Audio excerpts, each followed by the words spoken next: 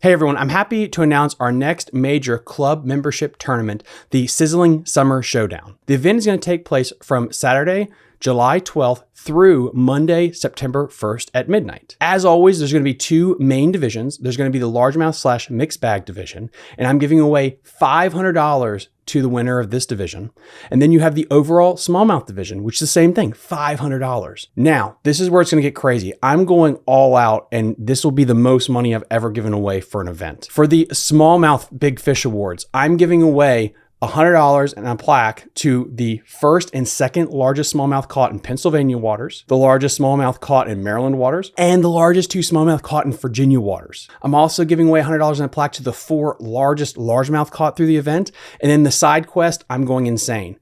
For each one, for the snakehead, the bluegill, the rock bass, and the crappie, I'm giving away $100 to the first biggest and second biggest of all those species. There are so many different ways to win, but you have to be a Patreon supporter to join this event. The event costs $55 to join, and I'm giving away over $2,500 in cash prizes guaranteed. Check out the link in the episode description down below. Thank you.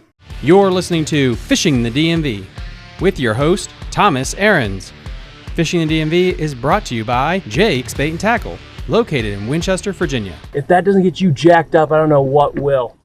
Good morning, everybody, and welcome back to Fishing the DMV. I'm your host, Thomas Ahrens, and happy 4th of July, everyone, since this episode is probably going to air right after 4th of July. We did get through everything that's going on with the James River Tackle Warehouse Invitational, the PPT on the Potomac, and I feel like I beat those two to death with so much content back to back to back, but it's when the biggest organizations in the world come to our back door that we have to talk about them. And now I can get back into kind of just doing our regional coverage again, which is kind of nice. And we're heading back down to North Carolina. Really cool place. I love the North Carolina-Virginia border area. To me, it's the redheaded stepchild because you have Virginia and Maryland and all of its body of water, and then you have South Carolina, which I feel like gets so much press for saltwater and freshwater because of the big freshwater lakes and stuff. But then you have North Carolina that's just really cool.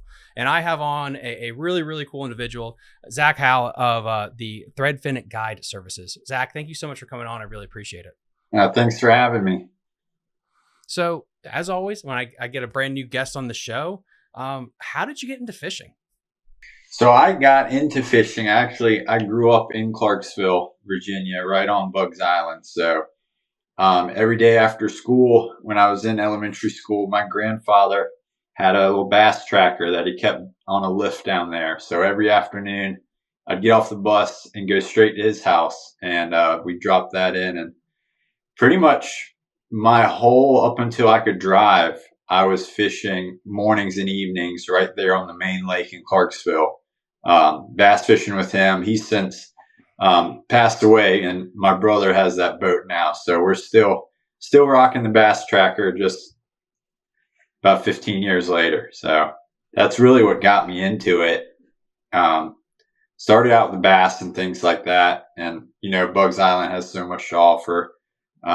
From there, went into all the stripers and everything else we'll kind of dive into today. But that's really what got the ball running. Was I've kind of been fishing Buggs Island since I could walk. So and then really just tie that into the guiding. Like, how, did you have a moment that you can remember where it's like, I want to give this guiding thing a shot? So I tell this story. Most people don't believe it. In kindergarten, the vision's changed a little bit over the years, but they had you write down what you wanted to be when you grew up. I drew like a sport fisher. Like I wanted to be an offshore captain, chasing tuna and sailfish and all that. And then as I got older and really dove into the warm water fisheries and then some inshore stuff, that's when I kind of figured out I want a small boat and I want to really specialize in certain areas. So that's kind of what the guiding started as, kind of the vision. And then in high school, I started guiding just for crappie and stripers. So spring and fall was really all summer long. All we did was run around the lake like a bunch of teenagers. But spring and fall, I was out there running trips after school for crappie and stripers. So that's kind of where the actual guiding started. And then from there, I kind of went into the full time. As a kid, why guiding? Like that's what's interesting to me is it's such a I mean, dare I say it, a niche marketplace. And most people would probably say, I want to become a professional angler, a pro. Being an entrepreneurial minded spirit, like you are, being like, I want to do customer service. Like that's an interesting life choice.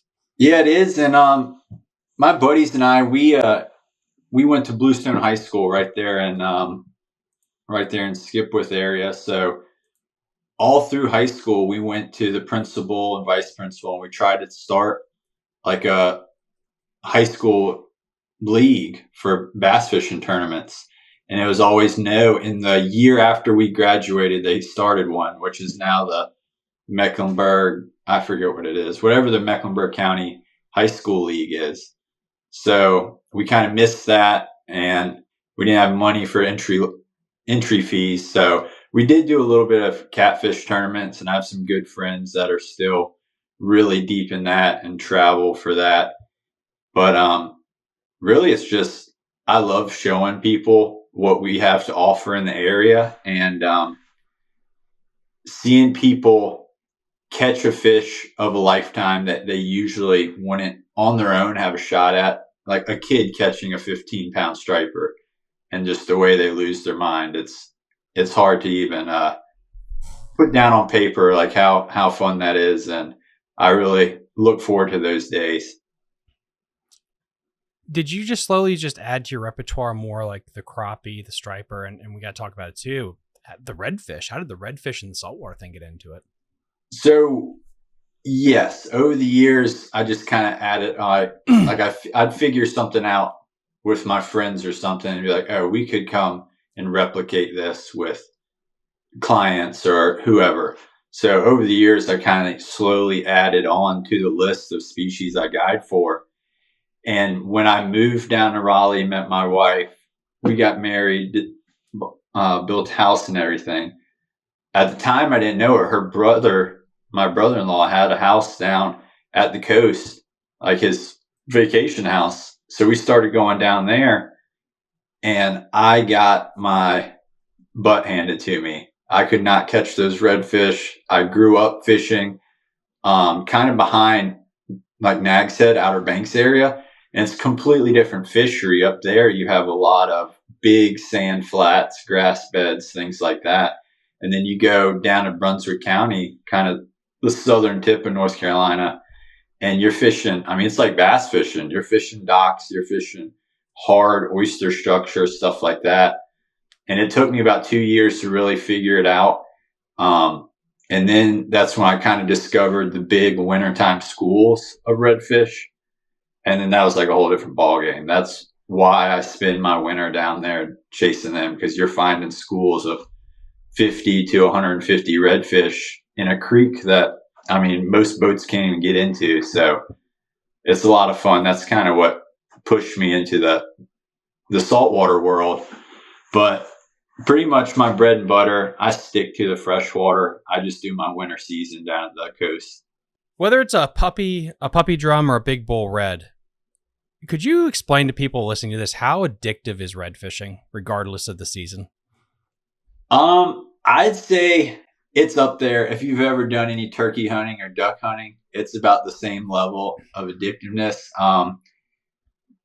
I usually don't chase the big bull reds. I stick to the slot reds. You're 8 to 12 pound fish. You're kind of 20 to 30 inches.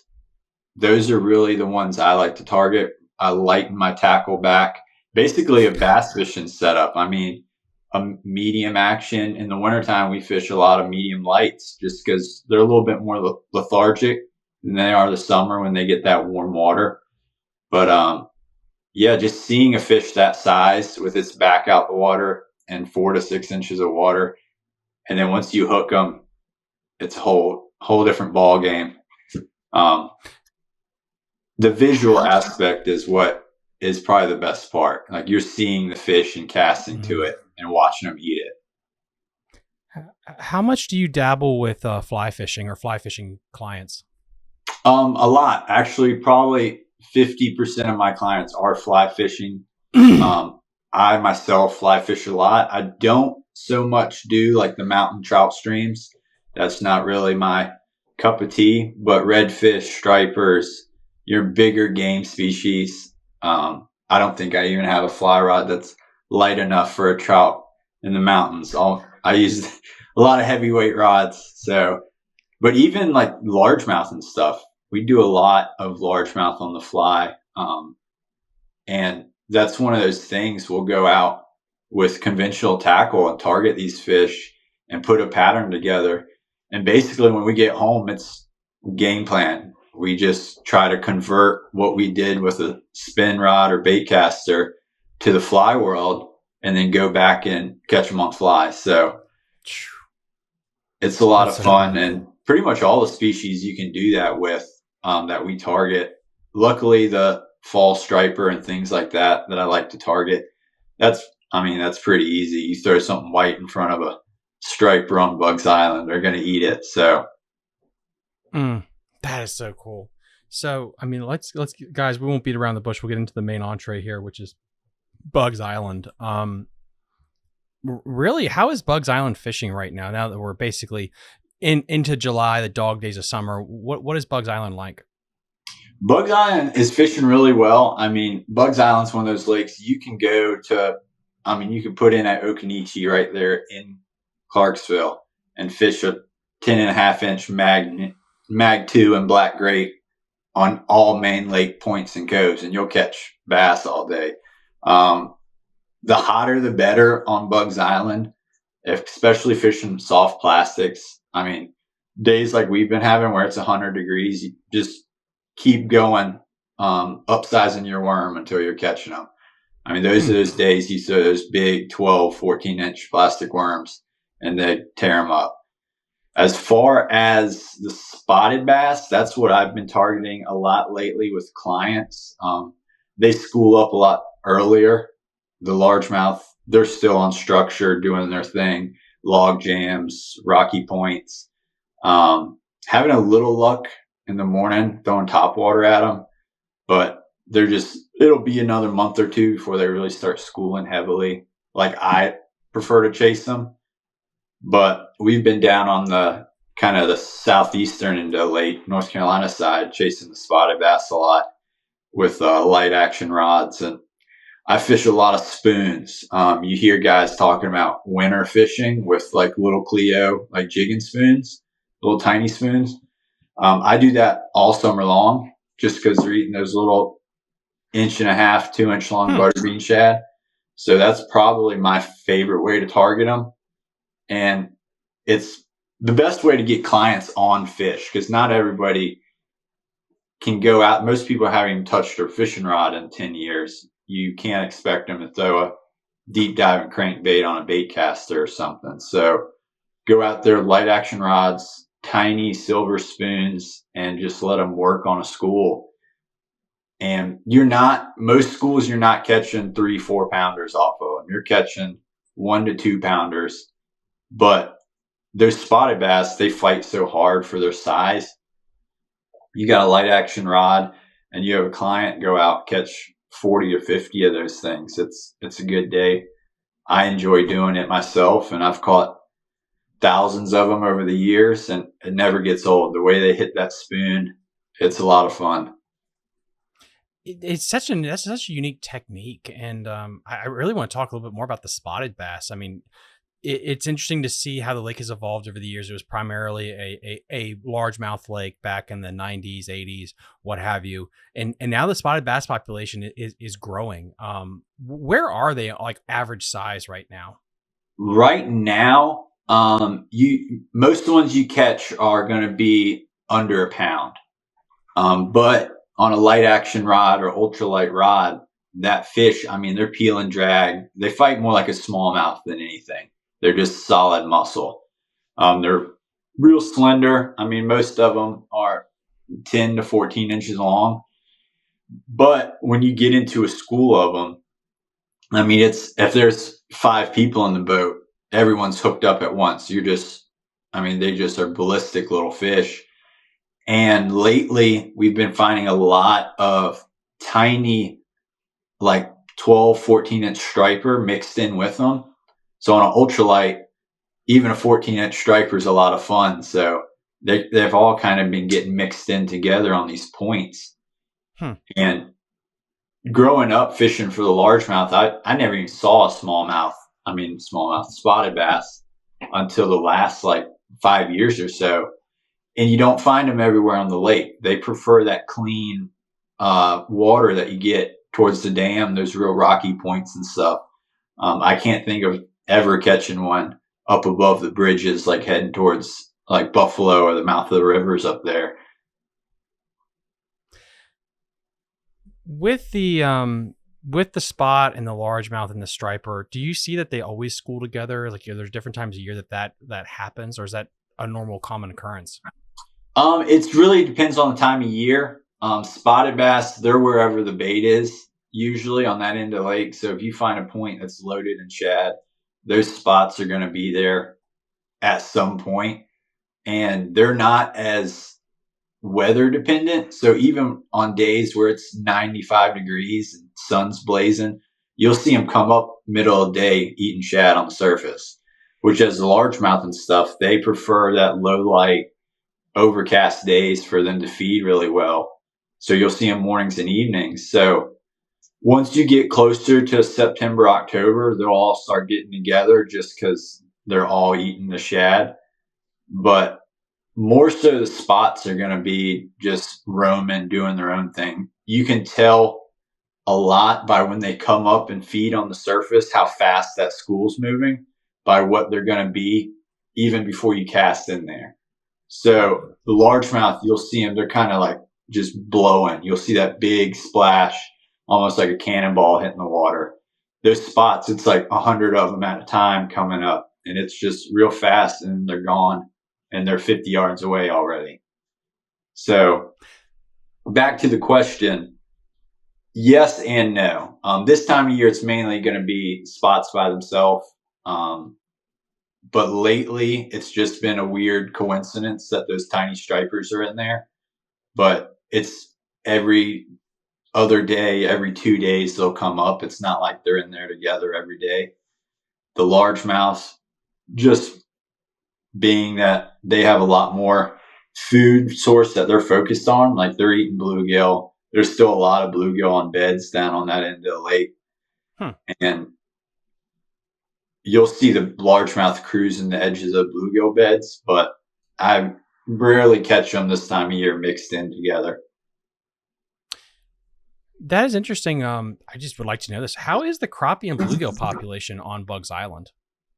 It's doing good, because I know they put in a length requirement, I don't know, 5 years or so ago. Don't quote me on that, but they have to be 9 inches now. It used to just be a free for all. So we're catching a lot bigger crappie. This time of year, I don't target them as much. If I do, I'm usually trolling crankbaits for them over top of brush piles. And you're not going to have those days where you got a cooler with 100 in it. You're targeting the bigger, those 1.5, 2 pound crappie, and you might get 12 of them, but you're going to catch the bigger ones that way.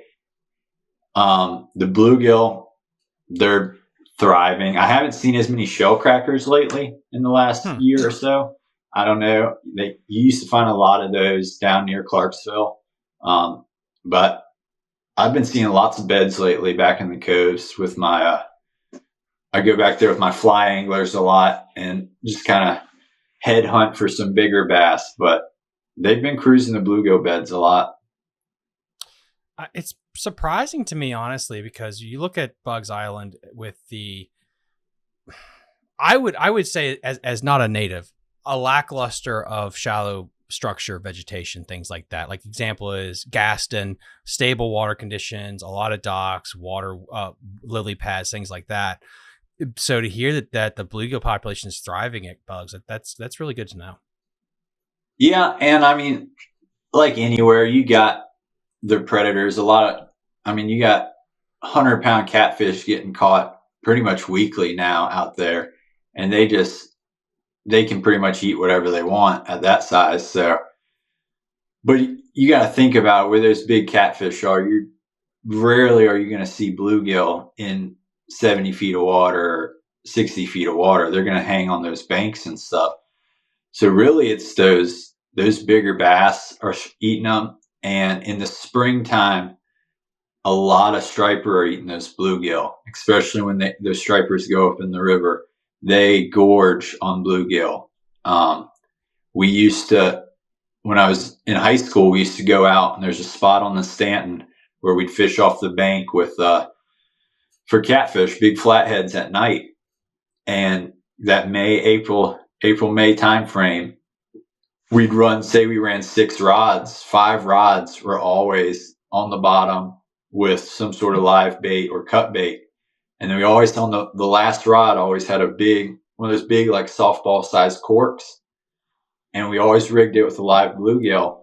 And the current always is going to swing that one up against the bank. So it's sitting on the bank in like 3 feet of water. Every time that rod went off, it was a striper. Even though it was right there, right where a big flathead would be cruising or a big blue cat would be cruising, all our stripers up there are coming off live bluegill. So the stripers eat a lot of them, obviously not as much as shad or gizzard shad, but certain times of year, those stripers will key in on them, and nothing is going to stop a striper from inhaling a 3 or 4 inch bluegill. So they can pretty much eat as many of those little guys as they want. When it comes to the different food items that striper, catfish, and bass can pick from, one that seems to be coming up more and more in conversation is blueback herring. Are they? How prevalent are they in the lake? I don't see them as much, if at all. Honestly, only thing, hence the name of my business, Threadfin. Everything I fish for pretty much revolves around the threadfin shad. Interesting. I assume the blueback herring are what we always call river shad. Me and my friend group, they're a little bit longer, a little bit more slender. I probably should know that, being that my business revolves around what these fish eat, but usually the threadfin shad get it done. So have the threadfin shad always been in there? And then I believe you called them river shad, so we'll go with that. So are the river shad just as abundant? Like, how does that work on a yearly basis? Is it usually always the same each year with the threadfin, gizzard shad, and river shad populations? Yes. So the threadfin, obviously, they're number one. Those are those big bait balls that you see all across the lake. That's going to be your threadfin.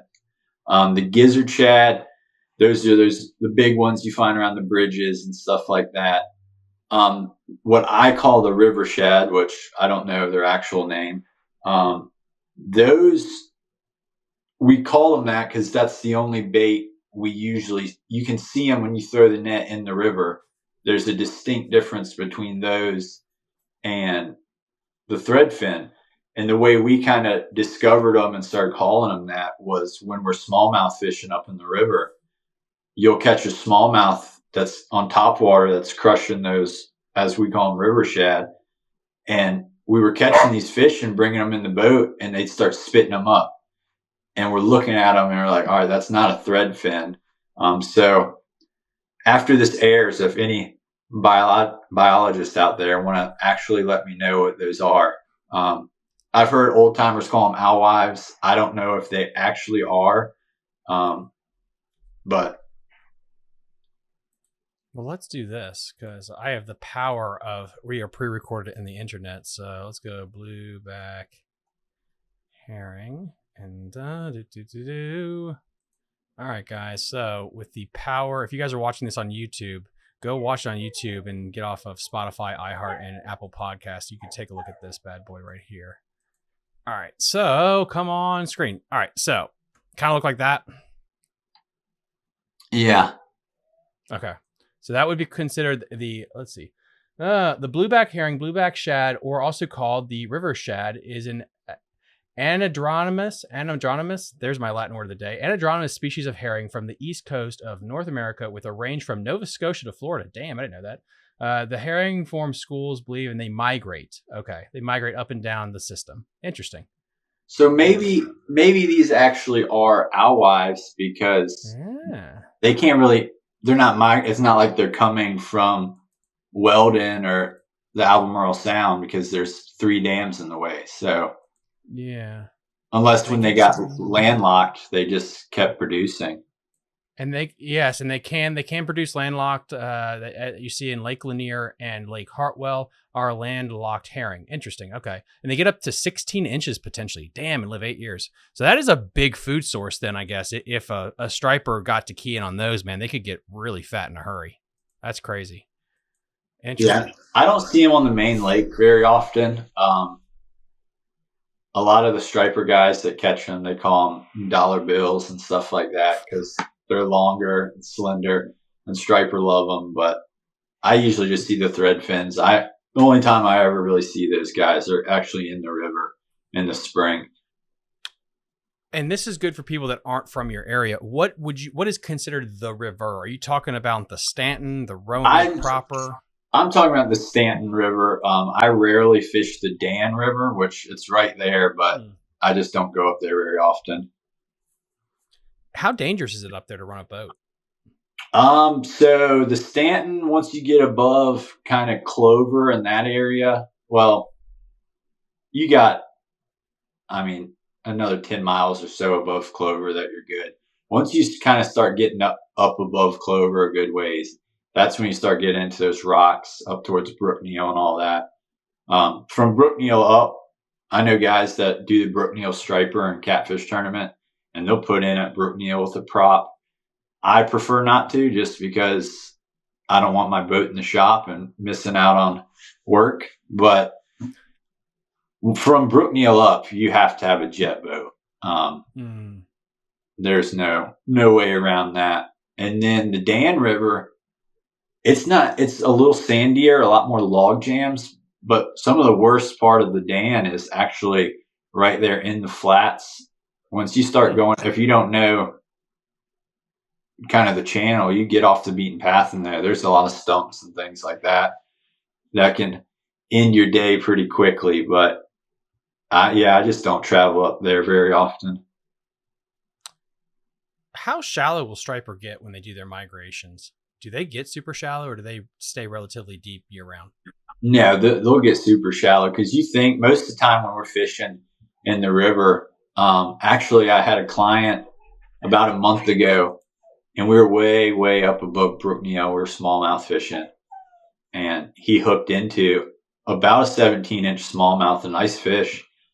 And boat side, one of the biggest stripers I've seen in years came up and inhaled like the last quarter of it, like a quarter of its tail, and was just thrashing next to the boat and spit up the smallmouth and took off. And we were probably in 3 feet of water right above a rapid, and he just shot out of nowhere and inhaled that thing. So they'll get shallow. A lot of the times you'll see them, if the water's clear enough in the spring, which it rarely is, you'll see them coming across gravel bars and stuff, moving up the river. And I've seen them feeding on shad up against the banks, and it's 2 feet deep, and they're blowing bait out the water. So they'll get shallow when they're migrating up, but it's usually they're feeding. That is so cool. That's wild. What are the threadfin shad behaviors? What do they do in the summertime? Do they stay shallow, stay deep? I mean, what do they do? So they're schooled up real thick pretty much all year, but in the summertime, they're real close to the surface. They want the best oxygenated water. So you'll see them like down near the dam. You'll see them all over the lake. If you ride around in the evening and it's slack calm and you see those pods of shad, they just cruise around on the surface. They really don't go deep until the winter time. That's when they go, and it's a little bit more stable for them. They can survive in the heat a lot better than most species, so they just cruise around looking for whatever they eat. Do they? And you said they prefer daylight versus like low light conditions versus bright sunny, correct? Correct. When the sun gets real bright, it's just harder to see them. A lot of the times you'll see them backs at coves and stuff like that. Like I fished yesterday down here in North Carolina, and the water is real clear. And they're just looking for the highest amount of oxygen they can find. They prefer to stay around that. Yesterday, I fished Jordan Lake down here in North Carolina and couldn't find a fish. There's no schools coming up. There's shad everywhere on the surface. And literally 10 o'clock came and it was knocking at the door of 100 degrees. And I was like, all right, I'm going to check one last spot. And I ran up the Hall River as far as I could. And there's a set of rapids that you can't get past without a jet motor. And I pulled up and there's shad everywhere. And within 5 minutes, a school of bass just started crushing them. And I was still on the fly rod yesterday. So I picked off 6 or 7 out of that school. And that's crazy, man. Oh. Then it got too hot to wait around for them. That's the only downside. When it's this hot, like the fish, they will come back up, but you don't know when. It could be 30 seconds. It could be 30 minutes. They're not going far. So I just called it quits at that. But they were right there in the current, in that oxygen, all the shad, and those bass are right behind them. So back to the bass. This time of year, you mentioned, I believe, a mag draft on points and a spoon. Are you doing any kind of dragging, like a shaky head or a drop shot or anything like that with your clients? So I don't. Every now and again, when it is, you can't buy a fish. Usually, if the spoon doesn't work, you're not going to catch them. The spoon is the elite tactic for those fish. I know guys that go out there and they probably catch bigger and more fish than me on a square bill or something like that. But I just love the way they thump that spoon when it's falling. It's just a lot of fun. But every now and again, when, times are tough, I'll break out the 10-inch plastic worms and let them just drag that around some riprap or something. And that always is going to produce fish out there on Buggs Island. But most of the time, I'm pretty much, if we're targeting bass and it's not on the fly rod, we're either throwing spoons pretty much all summer, top water, or we're going to throw like actual soft plastic swim baits, like paddle tails on a jig head. Wow. What's the water temperature there right now? I think after this rain, I think it's like 79, 80, the surface temperature. It's hot. And the lake level, it's up a little bit. It's getting back down. It was at 301 and some change last time I checked. So last few weeks, the water's been up in the bushes and the fishing was really good. Those shad were actually getting up in the bushes. And there was a really good, like, late evening, like into the dark top water bass bite. That was pretty fun for a while. But now that the water has gotten out the bushes, that kind of faded out. If you had something to pick to fix Buggs Island or make it better, what would it be if you could snap your fingers and have it done? Honestly, I would have more help with like the conservation aspect and a little bit more like an educational thing. Like, I hear it all the time from guys that are like, oh, the spotted bass are terrible, kill them all. I know you got people that are just against the bowfin, which up where you guys are, the snakehead are big. So the bowfin are native species. You got guys going out and bow fishing everyone they see, which I'm not against it. Like, I bow fished when I was a kid. We used to go out and shoot gar, but we used to eat them. So, like, if you open up a gar, it has tenderloins like a deer, and they're actually really good. I didn't know that. Yeah, it's pretty. You have to have like 10 snips. You open them up, and you got 2 tenderloins just like a deer. And they call it poor man's lobster. It's really good. But stuff like that, it's more just kind of one thing I would like to have, if I could snap my fingers, if anybody in the town of Clarksville can hear this, the green lights on the bridges, replace them. Half of them are burnt out, and we miss the awesome green light fishing we had. They're still there, but when half of them are burnt out, it's just not the same. I like that answer. I do. And guys, you guys know I watch this show. I'll ask the same questions to multiple people because it's a fun Rorschach test to see what everyone else believes. And that's a good one about the lights. I would love more habitat restoration. I mean, perfect world to keep the water level a little bit more stable, and God forbid, let some milfoil or hydrilla grow in that lake again, or water willow, lily pads, something just to help out with the bluegill stuff and make it even better. But yeah you don't see much. You see on the North Carolina side of the lake, you see a lot of grass. Up in Clarksville, rarely. Out of that whole lake growing up on it, I know where one place where the lily pads is. And there's never, they're in the middle of a creek and there's never any fish on them. But there's the lily pads there.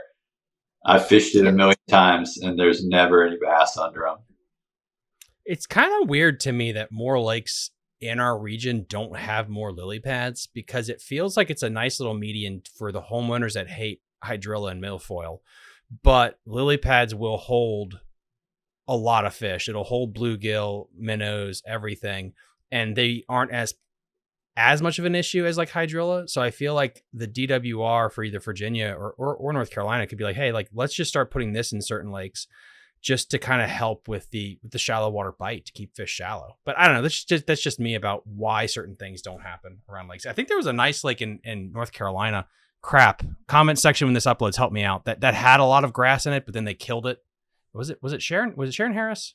Actually, a couple of them. Like a lot of the grass in Gaston died off. There used to be a lot of grass in Gaston.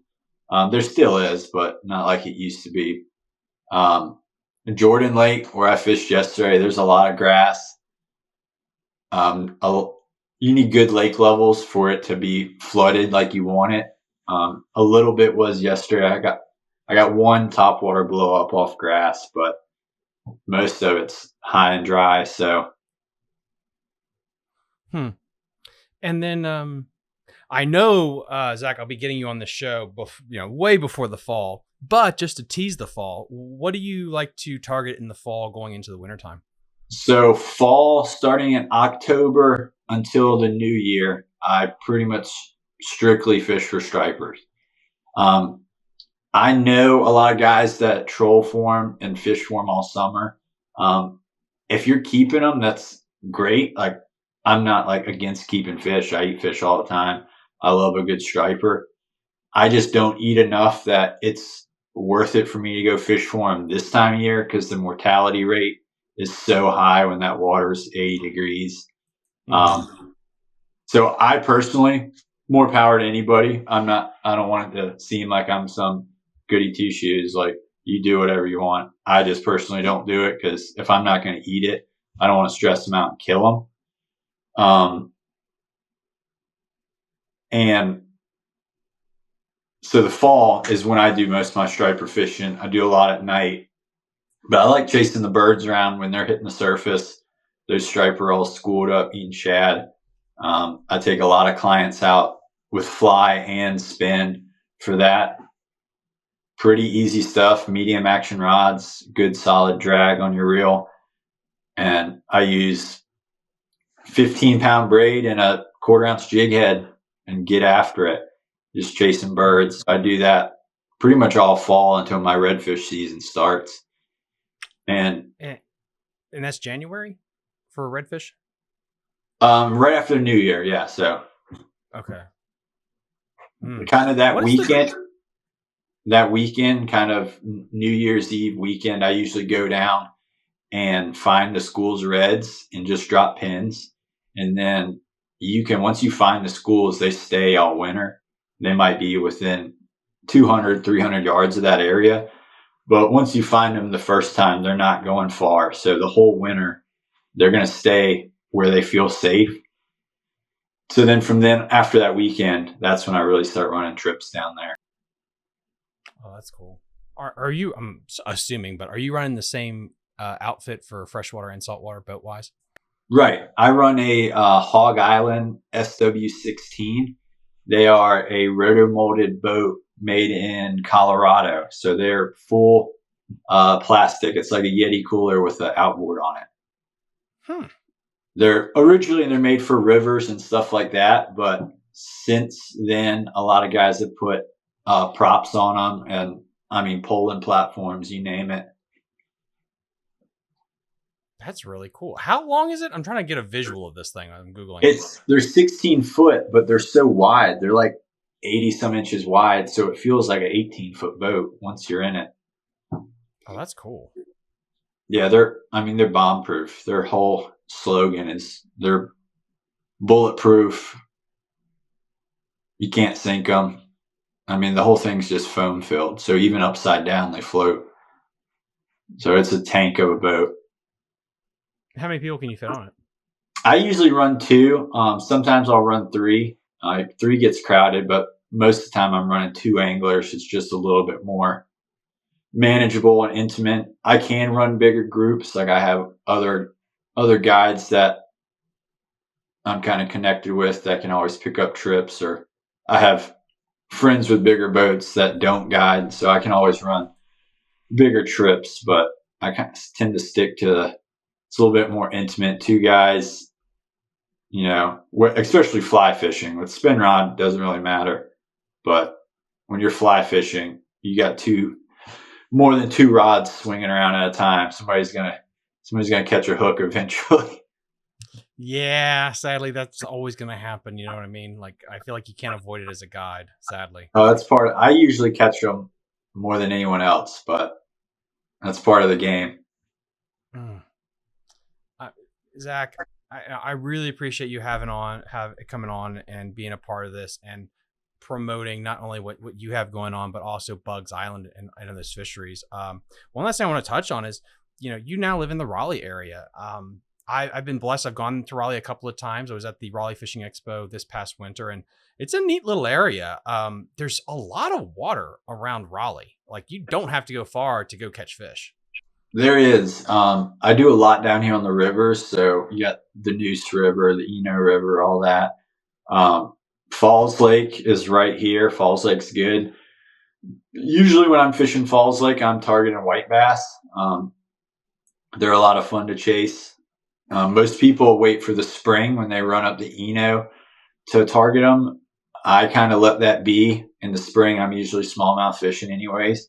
But I'll go fish for them this time of year when they're schooled up deep and, throw spoons at them. You can get them to come up and eat topwater a lot of the time.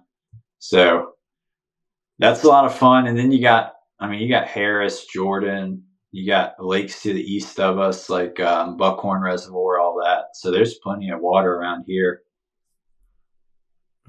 Dude, that's awesome stuff. So guys, if you're in the North Carolina area, you want to get out with a really cool trip this summer, or if you want to go chase some reds next winter time, go check out Zach. Again, Zach, I'll let you do the promotion. If people want to book a trip with you, where can they find you? So anycreek.com, you can just search Threadfin Guide Service. I'll be on there and I'll have all my trips listed and you can book. You can find me Facebook, Instagram, all that at Threadfin Guide Service, and or just www.threadfinguide. That's my website. It has a lot of my trips on it, a lot of photos of what we do. I know we touched on redfish, bass, striper, but I do everything. I do sight fishing for gar on fly rod. I do pretty much you name it in Virginia, North Carolina. We target it. So I'm glad you had me on here. Well, now you brought something else up. How do you, as a guide, target gar? Like, is that a pattern thing that you can do, or is it more of like a happy accident? I see one and you chuck stuff at it. No, you can with a fly rod. So much spins a lot harder, but a fly rod, because your line usually floats, or you can get like light sinking line. You can basically fish a certain line to keep the fly right in the strike zone. And midday, those gar go lay on the surface and almost like sunbathe in the backs of coves. And you just ride around on the trolling motor with a little bait fish pattern and find them. And you just pull it right across their face and they're going to snap it 9 times out of 10. So they're a lot of fun. They're hard to keep buttoned up just because their snout is just solid bone with teeth. So really, once you hook one, it's a pressure game. If you let any pressure off, they come off. So you don't land as many as you hook, but they are fun. They jump and stuff like tarpon. It's pretty cool. They must be a nightmare to deal with in the boat. Usually, you just take I take a hand towel and just throw it over their eyes and pop the hook out, and that's it. If you try to just free for all it and grab it, they go nuts. So. Oh, that is so cool. Guys, I mean, come on, get out there, experiment. Don't just fish tournaments. Go out there and try something new. As always, link in the episode description to everything that we talked about. So just go into the episode description, whether you're on Apple, Spotify, iHeartRadio, or YouTube. You can click on the links there and go check out Threadfin Guide Service. Really cool. And as always, guys, like and subscribe to the channel. Helps us out in the algorithm. If you would like to, join us on Patreon. If it wasn't for Patreon, I couldn't pay my mortgage. So I really thanks to all the Patreon supporters that helped me. And we will see you guys next time on Fishing the DMV. Bye. You're listening to Fishing the DMV with your host, Thomas Ahrens. Fishing the DMV is brought to you by Jake's Bait and Tackle, located in Winchester, Virginia. If that doesn't get you jacked up, I don't know what will.